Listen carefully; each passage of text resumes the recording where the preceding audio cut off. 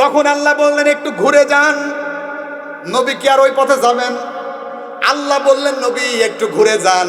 বিশ্ব নবী ঘুরে ওই দিক দিয়ে গেলেন। এমন একটা অবস্থায় বিশ্বনবী যখন ঘুরে ওই পাশ দিয়ে মসজিদে গেলেন, আবু জাহেলের চিন্তা হলো এখনো মোহাম্মদ আসে না, আমার তো মনে হয় মোহাম্মদ মরে গেছে। নাউজুবিল্লাহ বলে। এই জন্য আবু জাহেল চিন্তার চেতনা নিয়ে মনে মনে ভাবতে লাগলো কি করা যায়, যাই একটু দেখে আসি। যাই, গর্তের ভিতরে পড়ে গিয়েছে, পড়ে হয়তো মারাও গিয়েছে, একটু দেখে আসি। এই চিন্তার চেতনা নিয়ে আবু জাহেল যখন চলেছে, যাইতে যাইতে তার নিজেরই খেয়াল নাই আল্লাহ তো স্মৃতিশক্তিও রক্ষা করতে পারে, ওটাও তো ব্যালেন্স করেন তিনি গে। আল্লাহ ভুলাই দিয়েছে। আবু জাহেল যাইতে যাইতে যাবে তো যাবে গর্তের ভিতরে।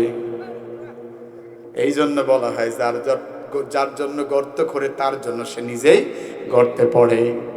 আল্লাহ পাক রব্বুল আলামিন সেইটাই বলেছেন, ওয়া মাকারু ওয়া মাকারাল্লাহ আল্লাহু খায়রুল মাকিরিন। আল্লাহ পাক রব্বুল আলামিন বলেন ওরা নবী আপনার বিরুদ্ধে ষড়যন্ত্র করে, আর আমি আল্লাহ ওর চেয়ে বেশি কৌশল আমি আল্লাহ জানি। একটু জোরে বলেন আল্লাহু আকবার। এই কথা যখন বললেন, আবু জাহেল নবীকে দেখতে গিয়েছেন, পড়ে কি মজা। এখন আবু জাহেল কোথায়? গর্তের ভিতরে। গর্তের ভিতরে যখন আবু জাহেল পড়ে গেল, সকাল হয়ে গেল, নেতাকে খুঁজে আর পাওয়া যায় না। গেল কই আমাদের নেতা? খুঁজে যখন পাই না, হঠাৎ করে কিছু সাগরেদ আছে, তারা তো একসাথেই গর্তটা খুঁড়েছিল, তাদেরও ধারণা তাহলে নেতা গেল কোথায়।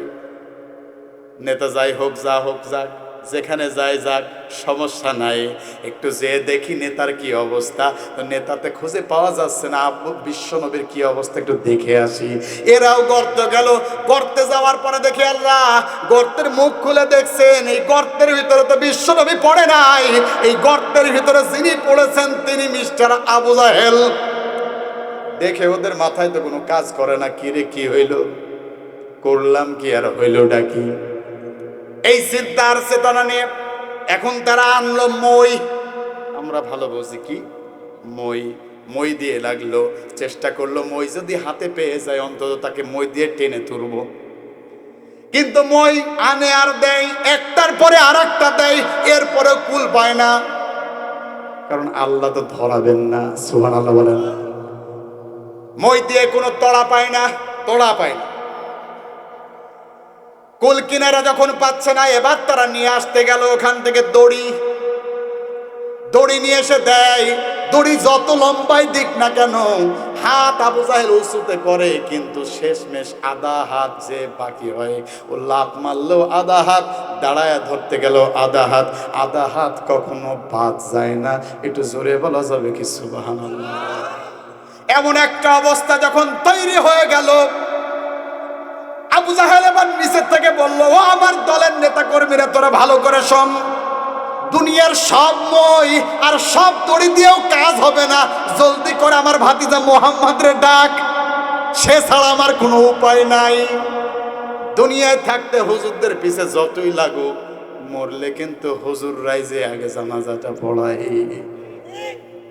এই জন্য হুজুরদের বিরুদ্ধে যায়েন না ভাই। এই হুজুররা যদি আপনার মেয়ের, আপনার বিয়ের সময়টা না থাকতো, বিশেষ করে যদি আপনার মায়ের বিয়ের সময় না থাকতো, তাহলে হুজুরদের দ্বারাই কিন্তু বৈধতা পাই। ইসলামিক ভাবে হুজুরদের কারণে বৈধতা পাই। আপনার মায়ের বিয়েতে যদি কোনো হুজুর না থাকতো, তাহলে আপনি বৈধ হতেন না, আপনি অবৈধ হইতেন। আরে জোরে বলেন কথা ঠিক কিনা? এই জন্য আর যাই হোক, আলেমদের সাথে বেয়াদবি করবেন না, হুজুরদের সাথে বেয়াদবি করবেন না। আমার আল্লাহ পবিত্র কোরআনের ভিতরে আমার আল্লাহ হুজুরদের সম্মান বাড়িয়ে দিয়েছে, সুবহানাল্লাহ বলেন। প্রিয় ভাইয়েরা আমার, কুল কিনারা পায় না, আস্তে করে বলা হলো, যাও জলদি করে চলে যাও, মুহাম্মদকে ডেকে নিয়ে আসো। বিশ্বনবীকে ডেকে নিয়ে আসা হলো। আল্লাহর নবী আসলেন, বললেন কি ব্যাপার চাচা, আপনি উপরে থাকার লোক ভিতরে কেন? আবু জাহেল ডেকে বলেন, ভাতিজারে কথা অনেক আছে বলবো, আগে আমারে তোলো। কই চাচা আমি আপনার সত্যি কি তুলবো? কই হ্যাঁ তুমি তোলো, আমি কালেমা পড়ে মুসলমান হব। কি হবে? আমাদের সমাজে এরকম কিছু মুসলমান আছে, ভাই চলেন নামাজ পড়তে, ভাই আজকে তো পোশাকটা পবিত্র না, কালকে যাবো, কিন্তু যাই না। ঠিক না? ওর পোশাক আর কখনো পবিত্র হয় না, আর মুমিনরা কখনো নাপাক হয় না। কথা বলেন ঠিক কিনা? এই অবস্থায় আবু জাহেল যখন এই কথা বললেন, আবু জাহেল বললেন, তুমি যদি আমাদের তোলবাতি যা, আমি কালেমা পড়ে মুসলমান হয়ে যাব। এরকম চিন্তা ভাবনা অনেকেই করে, অনেকে এরকম কথাও বলে, কিন্তু কথা রাখে না। আবু জাহেল এবার ডেকে বলছেন, তোলো আমার আগে, আমি কালেমা পড়বো, আমি একদম ফিক্সড। বিশ্বনবী বললেন, চাচা যা বলছেন তাকে ঠিক বলছেন? কয় হ্যাঁ ঠিক। কি ঠিক? হ্যাঁ ঠিক। কি ঠিক? হ্যাঁ আমি কালেমা পড়বো। ভাই আপনারা কষ্ট পাবেন না, আর মাত্র 11 মিনিট। কয় মিনিট? কষ্ট হচ্ছে মনে হয়, বুঝতে পারছি। তাহলে একটু জোরে বলেন তো আল্লাহু আকবার। ঠিক আছে ওস্তাদ? হ্যাঁ আর একটু জোরে বলে একটু ভালো হয় ভাই, একটু জোরে আমার সাথে বলেন লিল্লাহে তাকবীর। আরো জোরে বলেন আল্লাহু আকবার। এলাকার মানুষ জানুক যে মাহফিল হচ্ছে। আপনাদের আওয়াজ যদি ঝিমায়া ঝিমা হয়, মানুষ আসবে কেমনে? একটা আওয়াজ দেবেন, এই অন্তত হাড়া ভাঙ্গা না, আমাদের আওয়াজ আর যাই হোক আল্লাহর আরশ মহল্লায় পৌঁছায়া যাবে। আল্লাহু আকবার। প্রিয় ভাইয়ের আমার, এই অবস্থা যখন হয়ে গেল, বিশ্বনবী বলেন, ঠিক আছে চাচা, সমস্যা নাই, আমি আপনারে তুলছি, আপনি শুধু আপনার কথাটা রাখেন। আল্লাহর নবী নিজে আল্লাহর নামটা নিয়ে আল্লাহর কাছে চেয়ে, শুধুমাত্র দড়ি লাগে নাই, কোনো ময়ও লাগে নাই, বিশ্বনবী হাত মোবারক দিয়েছে, আরশের মালিক আল্লাহ হাতটাকে লম্বা করে দিয়েছেন, তুলে নিয়েছেন। আল্লাহু আকবার। সব যিনি পারেন তিনি কে? সে বিশ্বনবীর হাত ধরে যখন উঠলো, উঠার পরে আবার ডেকে বলছেন, মুহাম্মদ তুই যে এত বড় জাদুকর, আগে জানতাম না। এত মই, এত দড়ি, এত কিছু নিয়ে আসলাম, কুল কিনা পায় না, যে চাচা বললো তোড়া পায় না, আর তুই শুধুমাত্র হাত দিলি, অমনি আমারে ধরে ফেললি, তার মানে তুই একটা জাদুকর। আর হুজুরদেরকে বলা হয় রাজাকার। কথা বলেন না কেন? তার মানে আবু জাহেল বলেছিল জাদুকর, আর এখনকার আবু জাহেলের নাতিপতি যারা আছে, ওরা হুজুর দেখলেই কয় রাজাকার। আপনি মাথায় পাঞ্জাবি গায়ে দেখে যদি লোকে, উগ্রবাদী জঙ্গিবাদী বলে আমায় ডাকে। আপনাদের আওয়াজ নাই, তাহলে বাদ দিলাম। যদি আওয়াজ, যদি গান শুনতেছেন তাহলে বলেন ঠিক। পাগড়ি মাথায় পাঞ্জাবি গায়ে দেখে যদি লোকে, উগ্রবাদী জঙ্গিবাদী বলে আমায় ডাকে। দুঃখের সীমা নাই, আমি কি করে বোঝাই, হুজুররা তো উগ্রবাদী জঙ্গিবাদী নয়, হুজুররা তো উগ্রবাদী জঙ্গিবাদী নয়। ঠিক না? আজকের ওই গদাম রেখে কলেজ ভার্সিটিতে, উগ্রবাদী জঙ্গিবাদী খোদে মাদ্রাসাতে, মাদ্রাসাতে খুঁজলে কি আর জঙ্গি পাওয়া যায়? যায় নাকি? আসলে জঙ্গি খুঁজে না, ওদের মূল বক্তব্য হলো ইসলামকে ধ্বংস করা। কথা বলেন ঠিক কিনা? কিন্তু আমরা যারা আমার আল্লাহকে কাছে মাথা নত করেছি, আমরা ইসলামটা ধ্বংস হোক এমন কিছু চাই না। কথা বলেন ঠিক কিনা? যদি প্রয়োজন হয় আর একবার বদর আর উহুদের মতো, তাবুকের খন্দকের মতো মাথায় কাপড়ের কাপড় বেঁধে ময়দানে ঝাঁপিয়ে পড়ে বুকের তক্ত রক্ত দিয়ে হলেও ইসলামকে আমরা হেফাজত করবো। রাজি আছেন কে কে? দু হাত তুলে দেখেন আমার আল্লাহকে।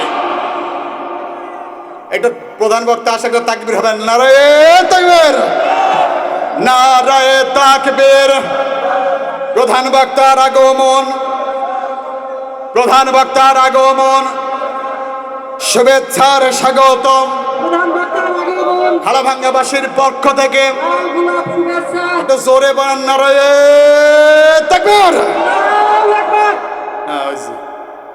তাহলে এই অবস্থায়, এই অবস্থা আপনি টেনশন করেন না, আমি দূর থেকে বলেছি, কিছু কাটবে না ইনশাল্লাহ। আর আপনাদের আবুল কাশেম মাইক মানে গাংনী থানা না, মেহেরপুর জেলার মধ্যে ফার্স্ট ক্লাস ফার্স্ট। আল্লাহ কবুল করুক, বলেন আমিন। আমি আর কথা বলেছিলাম বক্তা পা দিলে আমি শেষ, যেখানে আছে এখানে রেখে আমি বিদায় নিচ্ছি।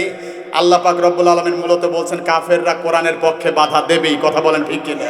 কোরআনের পথে বাধা দেবেই। এই বাধাকে অতিক্রম করে যাওয়ার নামই হলো মুসলমান। কথা বলেন ঠিক কিনা? আল্লাহ যেন আমাদের সকলকে কবুল করে, বলেন আমিন। আবু জাহেল কালেমা পড়লো? পড়লো না। আল্লাহ পাক রব্বুল আলামিন যতটুকু কথা বলেছি, আল্লাহ পাক রব্বুল আলামিন আমাদের সবাইকে যেন এই কথাগুলো মেনে নেওয়ার তৌফিক দান করেন। সকলে বলেন আমিন। চেহারাটা দেখছেন তো, মাশাআল্লাহ। আল্লাহ যেন, ভাই অনেক দূর পঞ্চগড় থেকে আসছে কষ্ট করে, আল্লাহ যেন ভাইকে সুস্থ করে দেয়। একটু ঠান্ডা জ্বরের ব্যাপার বুঝতেই পারছেন, এখন তো চলছে। আল্লাহ যেন ভাইকে পরিপূর্ণ সুস্থতা দান করে দেয় এবং কোরআন থেকে, হাদিস থেকে আপনারা যেমনটা চান সেইভাবে কথা বলার সুযোগ যেন